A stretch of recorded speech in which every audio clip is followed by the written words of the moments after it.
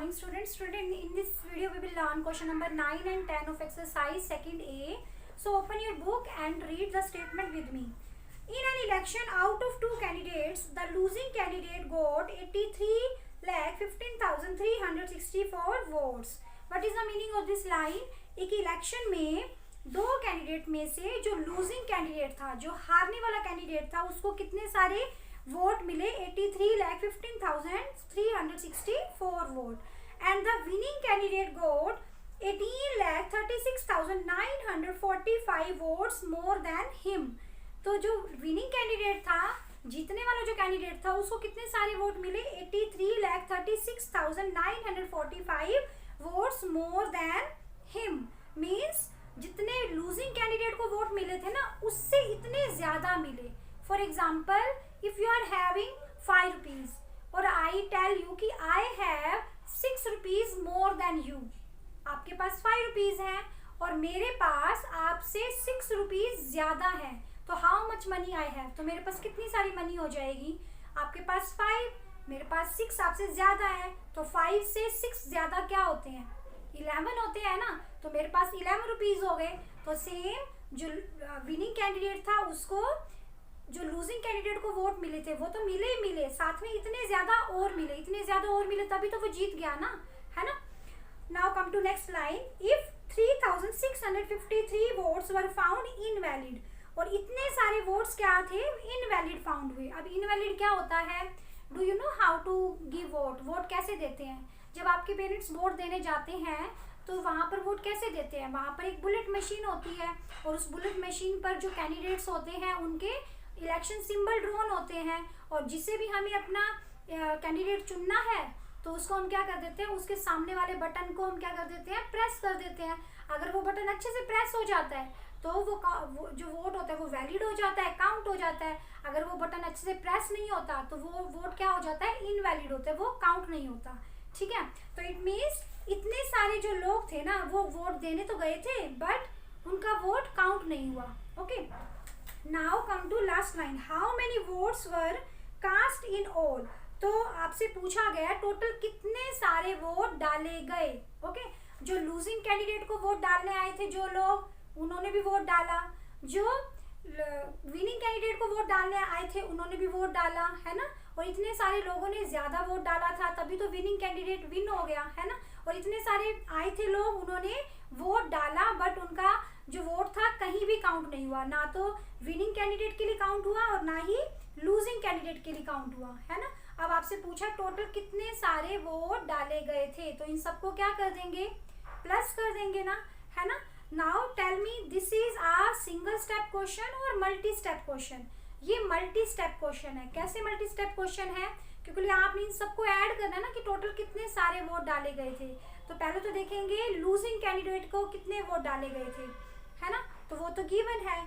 अब आप ये बताओ विनिंग कैंडिडेट को कितने वोट डाले गए थे? ये गिवन है आपको? नहीं गिवन ना. इतने ज्यादा वोट डाले गए थे, है ना. विनिंग कैंडिडेट को तो निकालने पड़ेंगे, है ना.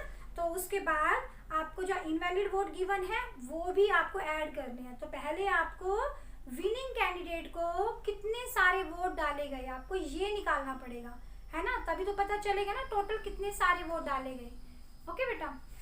सो how we start statement sum? First we write given things. तो गिवन थिंग राइट कर लें.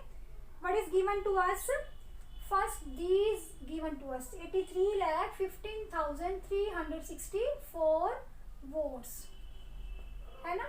और उसके बाद आपको ये भी गिवन है 18,36,945 वोट्स, है ना. और उसके बाद आपको क्या गिवन है? 3,653 votes. Now right the statement for them. क्या है ये है वोट्स. तो ये किसको मिले हैं? लूजिंग कैंडिडेट को वोट मिले हैं. ठीक है. तो लूजिंग कैंडिडेट गोट वोट या vote got by losing candidate. तो आप क्या लिख लेंगे? लूजिंग कैंडिडेट से स्टार्ट कर लेना statement. Losing candidate got votes. Okay. और ये क्या है? ये विनिंग कैंडिडेट को ज्यादा वोट मिले हैं. तो लाइन कैसे बनेगी? विनिंग कैंडिडेट विनिंग कैंडिडेट गोट मोर वोट्स, है ना, इसको ये ज्यादा वोट मिले है ना, ओके। एंड ये क्या है, वोट फाउंड्स इनवैलिड। अब आपसे क्या पूछा था कि टोटल कितने सारे वोट डाले गए, पहले तो ये देखो ना कि विनिंग कैंडिडेट को कितने सारे वोट डाले गए, विनिंग कैंडिडेट को इन दोनों का टोटल डाला गया है ना। तो पहले आपको विनिंग कैंडिडेट को टोटल कितने वोट डाले गए वो निकालना पड़ेगा, तभी आपके टोटल्स वोट निकलेंगे, ठीक है। तो आप क्या लिखेंगे, winning candidate got votes in all, तो कितने सारे, आप क्या कर देंगे, इन दोनों को प्लस कर देंगे यहाँ पर,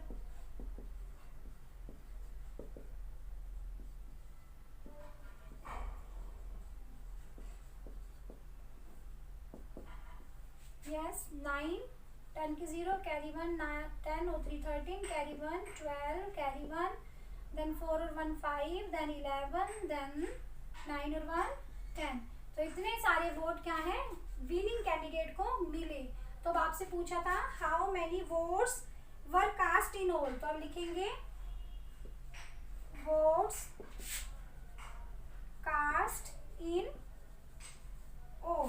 तो आप क्या करेंगे, ये जो लूजिंग कैंडिडेट के वोट हैं और ये जो विनिंग कैंडिडेट के वोट हैं और जो ये वोट इनवैलिड फाउंड हुआ है, इन सबको क्या करना पड़ेगा, आपको ऐड करना पड़ेगा, ओके। तभी आपको टोटल वोट्स फाइंड होंगे। Second number, you will arrange from backward, okay. Then